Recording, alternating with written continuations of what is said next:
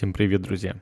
Сегодня я вам хочу рассказать о том, как изменить направление текста, то есть сделать его по какой-то кривой или, например, по кругу.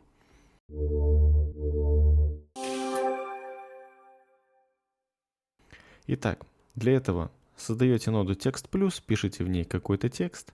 Далее переходим в Layout и меняем тип на Circle. Здесь вы можете менять, например, его размер или ширину, то есть длину радиуса этого круга.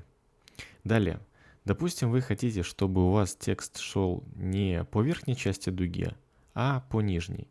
Для этого в Rotation по оси Z ставите 180 градусов или минус 180, в общем-то разницы нет.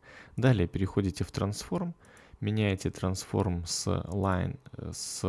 Characters на Lines, и в параметре Z ставите также 180 градусов.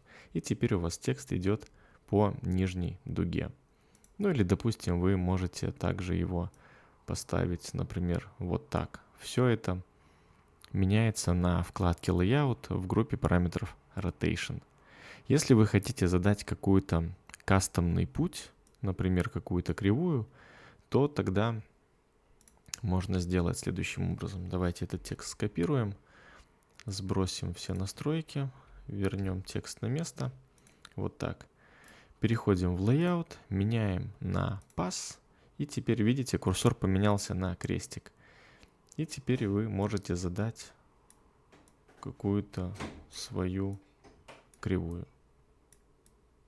После создания кривой у вас также становится доступен регулятор Position on Pass, и вы можете расположить ваш текст в любом месте этой кривой.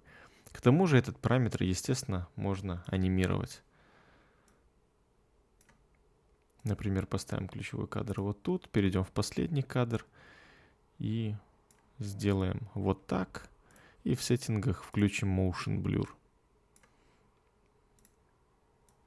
И смотрите, что у нас получается. Вот такой очень простой и очень полезный инструмент. Ну что ж, друзья, на этом все. Большое спасибо за просмотр. Всем пока.